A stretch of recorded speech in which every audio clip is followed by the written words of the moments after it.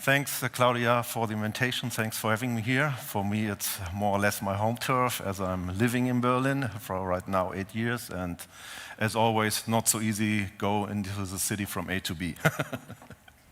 So let's start. Our topic is today ground transport, market demand, and emission targets. Yeah. I believe quite exciting topic, what we're talking about. As you're following maybe the automotive industry, the mobility industry, a lot of changes in the last years. But first of all, I want to give a short introduction about Starker or Reaper service, what we are doing, what we are. And I believe we still got some great numbers that I want to show you. We are mainly in the business with Starker as B2C and with the Europe mobility services with the B2B business. So meaning we have right now around 24,000 cars in 2024, still growing. I believe we got a good growth coming good out of the Corona crisis.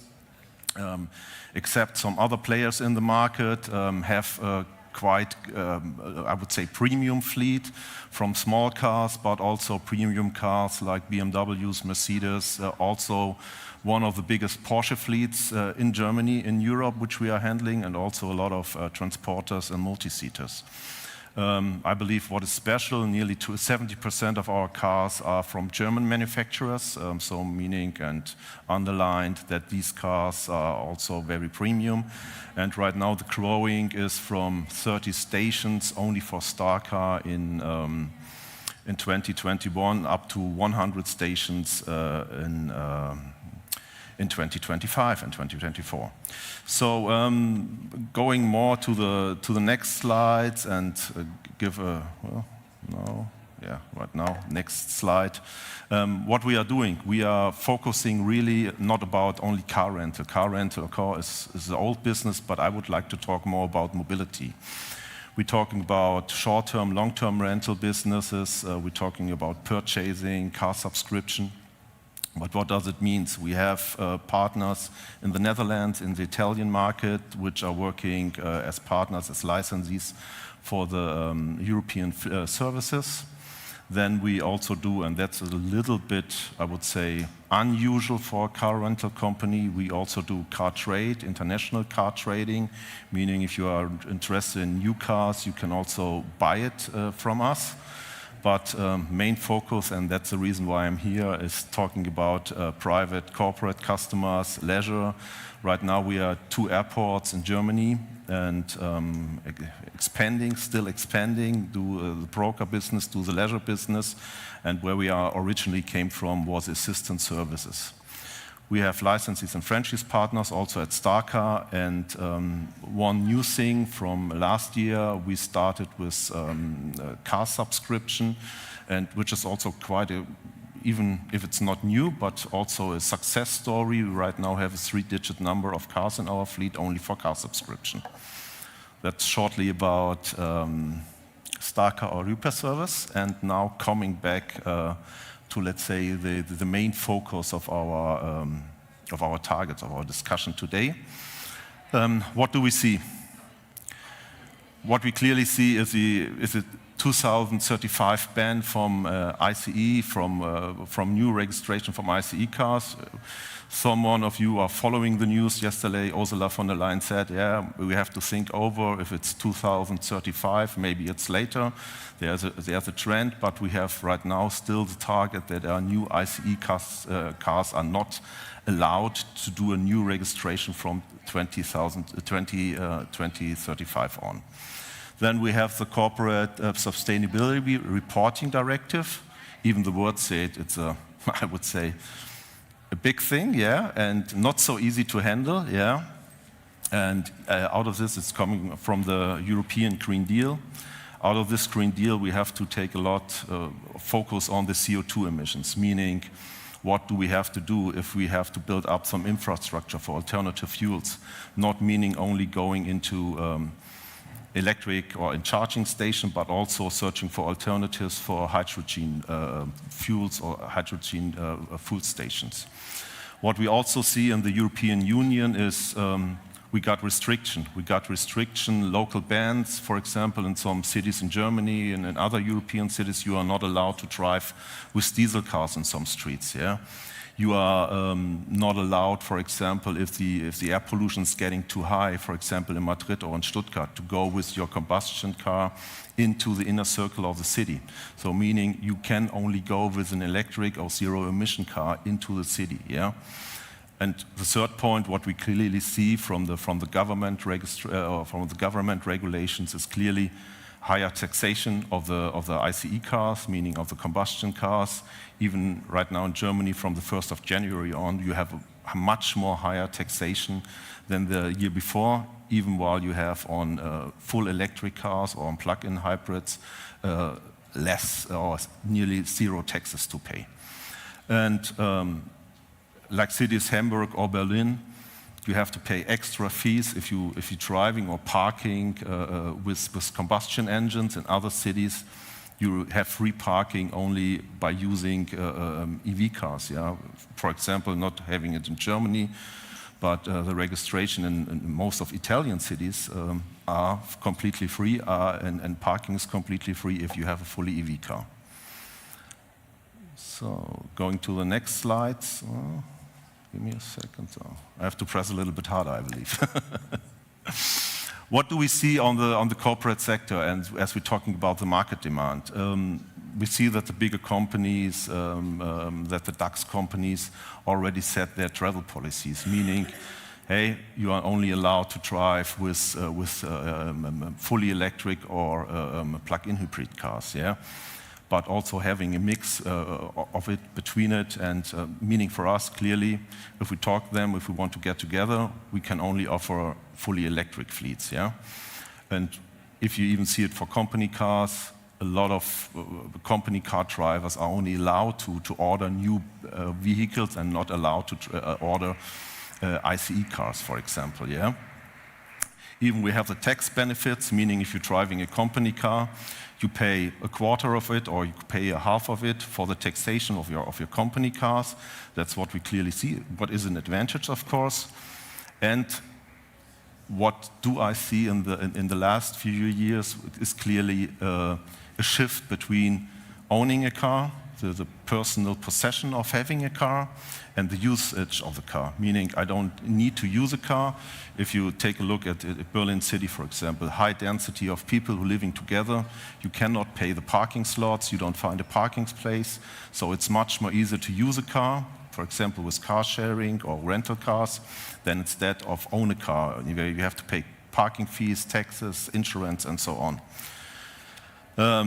For the travel, what we clearly see, if we talk about travelers coming to Germany, they don't ask to fully electric cars. They ask more for the old style ICE combustion cars, traveling around, go along a distance, no hassle with the charging and so on. That is still a point, yeah. And so I believe the EV adoption completely differentiates from company and from the purpose of travel. But also there must be some way, some trade-off between profitability and sustainability. So what we are doing right now at Starker Europa Service, we are really focusing on making more the customer,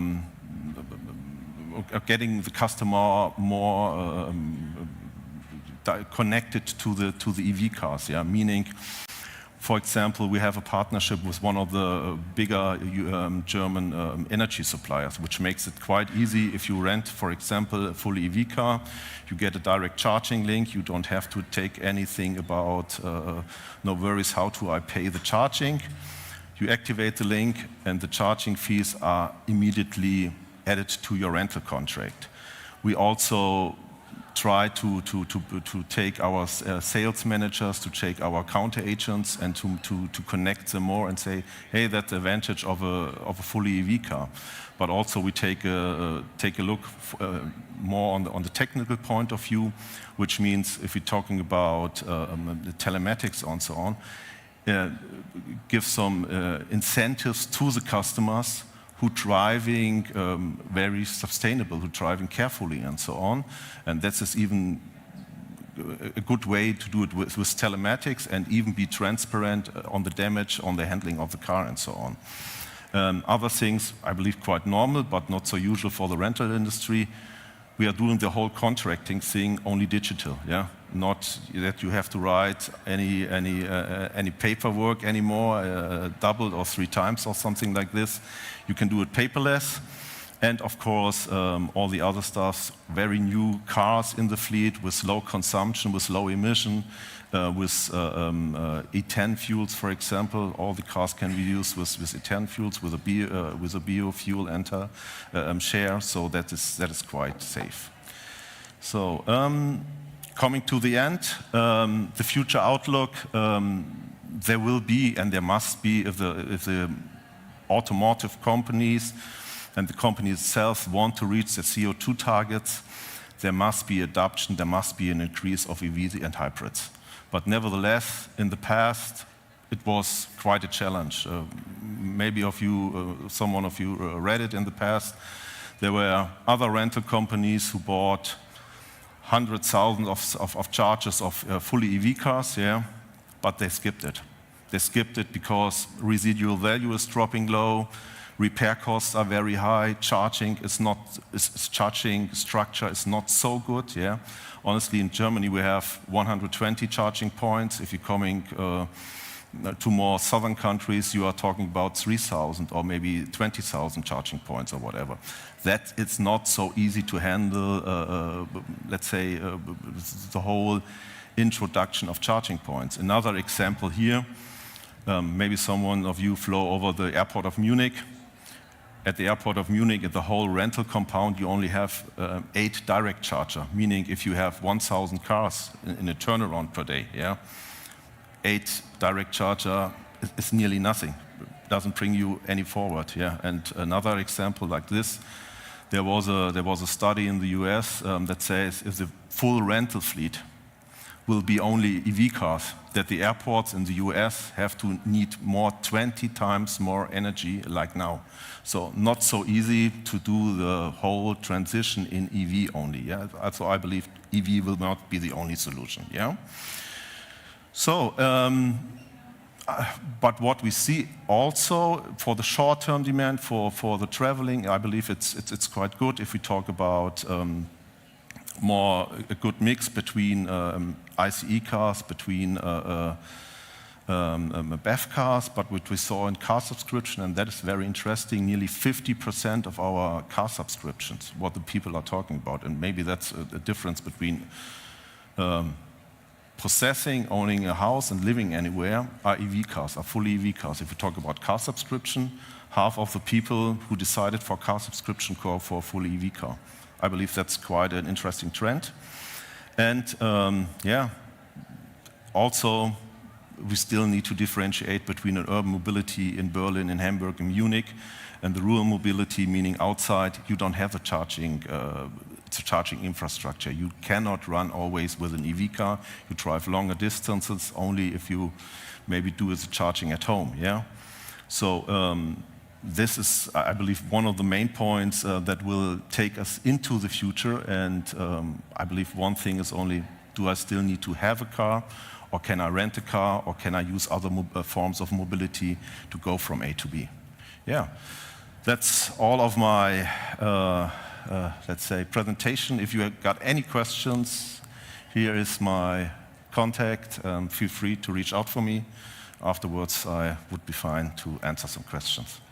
Thank you so much, Boris, for your insights. And I still have some questions, maybe you too. Yeah. And I'm wondering, so CSRD is changing. Let us take a seat. Yes. We see that you announced to reduce the obligations of CSRD, and some voices in the industry say that sustainability is dropping off the radar. So what do you expect in the marketplace? Yeah. Good question, yeah. And I believe we saw a lot of changes in the last years. And if you take a look at the political environment in the last days and following the discussion Europe is somewhere in a sandwich position, I would say, yeah, and sustainability would not drop off. I still believe we still got our targets. We have to fulfill our targets. We have to fulfill our CO2 targets. But nevertheless, it will maybe take a little bit longer, yeah, and the approaches that we took in the past were directly linked with very high costs, with very high innovation costs. For example, if you do an investment in a charging structure, you nearly pay 50,000 up to 200,000 euros for a charging point. Yeah, so that's a high investment even for the development of the cars. Yeah, and what I said before, you still have to find the trade-off between making some money to invest in the future mobility. Yeah. And getting some money and getting the awareness from the customers that they rent the car. Yeah, so therefore, it's still a trade-off. And in the past, it was too much investment. It was too much gold digger approach. Yeah, but right now it's not phasing out, but it's getting a little bit slower and it's getting a little bit, I would say, in the right direction, the right balance. Yeah. So you just mentioned it, thinking a bit further ahead.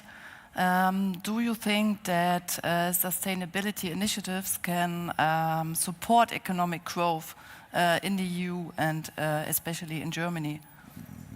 Totally convinced. Because what choice do we have? Yeah, we see still increasing CO2 emissions. Yeah, we see the traffic is one of the main reasons for CO2 emissions, but we also see there are a lot of good ideas to reduce it, yeah, and there are a lot of steps to reduce it. And talking about the growth, talking about economic prosperity, I still believe we invented in the past a lot, yeah. So talking about the old diesel engines right now, getting rid of, having really cars with low CO2 emissions, yeah. But also, I believe, even talking about solar, for example, I like to travel a lot, yeah, and I'm a big fan of the region of Southern Africa, yeah. And if you travel there and take a look at all the eco lodges that pops up there, yeah. And even there, you're traveling with some. Yeah. It changed a lot, yeah. And I believe that's a big chance for Europe, and it has to be a change because we have the sun, we have the wind, and of course there's a change. But we have no other option, in my opinion. Thanks for your view. Yeah. So coming to CO2 reporting, a lot of companies were struggling with that. So how do you support your clients? It's all the CSRD reporting is not so easy. A big monster, as I'm normally a fan of the European Union. But that was the monster, and hopefully it will change. Yeah, we have, let's say, in our case, two, I would say, main topics that we have to fulfill. First of it is clearly to report our CO emissions from our own fleet. Yeah, that is even quite tricky for the company cars and so on. And the second point is as a consumption variance, yeah. And the second point is clearly we have to do a double reporting also for the customers. How many mileage does the customer drove with the car? Yeah. What was the consumption? And you can imagine if you have thousands of rentals per year, yeah, and you have to do it individual, it's not quite so easy to do it. Yeah. So we have to automate it. We have to do the right calculation. We have to get the report in the right standard. So that's a big challenge. We need to do it, and we need to do it automatically. Yeah. Yes, absolutely. Thank you, Boris. So come to some other trends. Do you see at the horizon for ground transportation and especially for car rentals? Yeah. That's our topic that excites you. Yeah. Going back in the past, and I'm a little bit longer in the mobility sector, thinking 12 years ago, I was very fascinating when I got an app and I can open the car via the app, yeah. That was 12, 13 years ago or something like this. Right now it's standard, you can do it, yeah. You can even take the whole customer journey online via an app. You can rent a car, you don't have to be, let's say, at a counter or something like this. That is, from a technical point of view, I would say a big steps. You have other mobility forms. Berlin is, I would say, the capital of new mobility in Europe.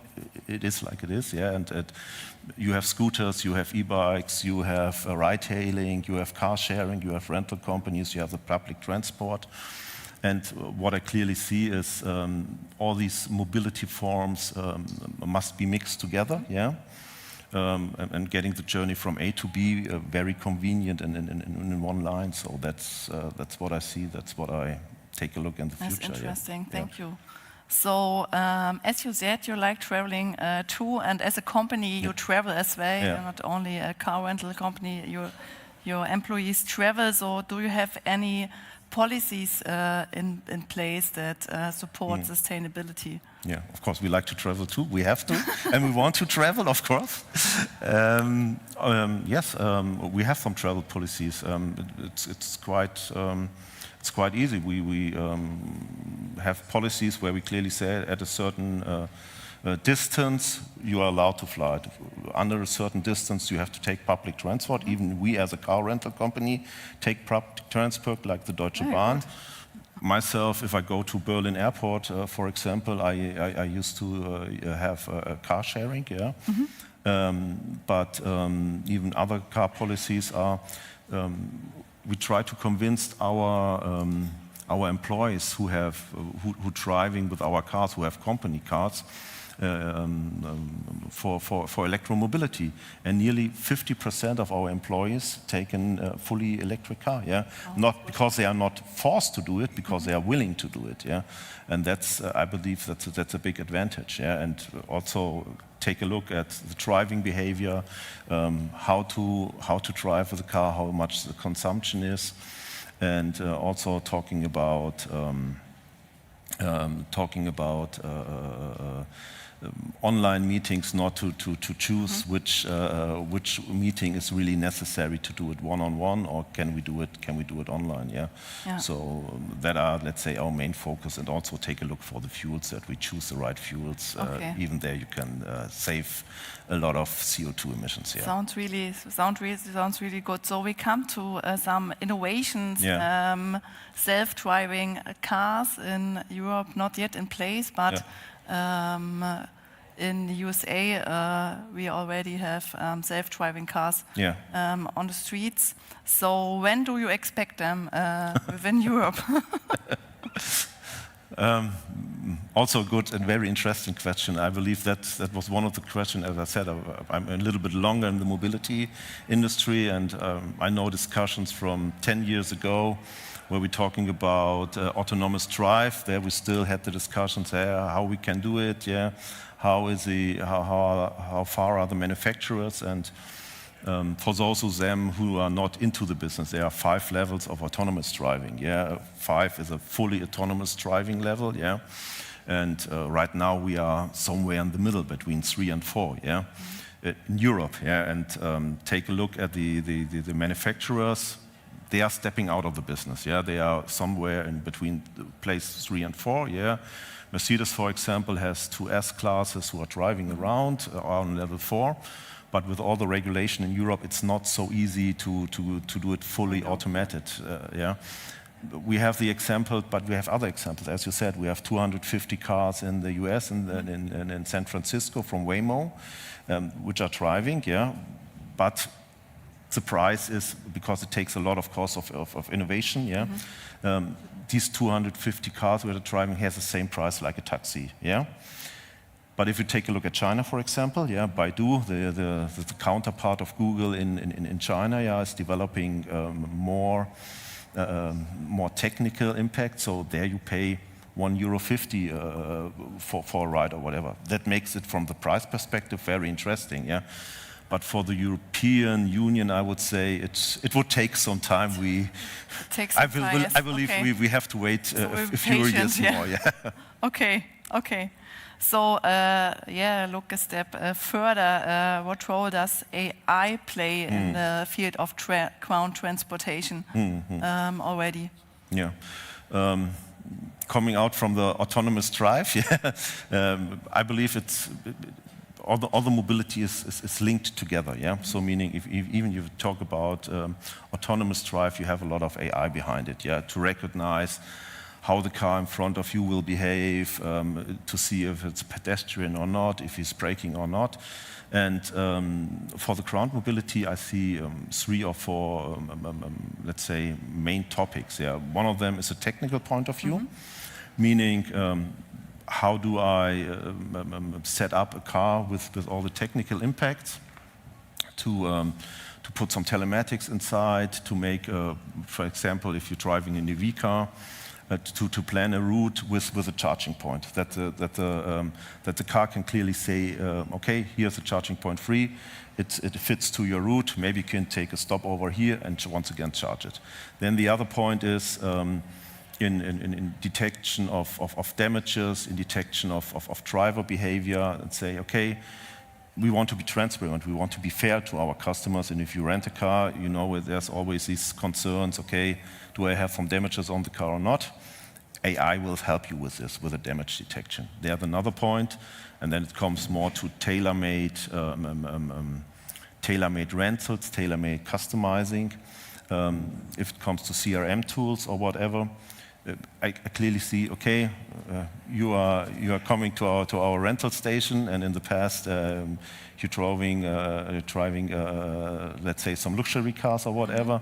So we can clearly say, okay, this customer normally takes this car, so we are aware and do the right planning, do the right disposition on it, do the right dispatching on it, that we have these cars in advance for you, and even creating the right fleet mix, creating the right costs, and then even it's a benefit to the customers if we use AI in this way. Absolutely. Better fleet planning, lower costs, clear transparency to the customer, meaning seamless ride from A to B with lower concerns. Yeah. Yeah, that sounds really good. I have a look at my colleague, and we are running out of time. And I have one last questions, and we talked a bit about future and innovation, but what changes do you excite to see to come to the market? Yeah, following really the last 10 to 15 years, I believe there was a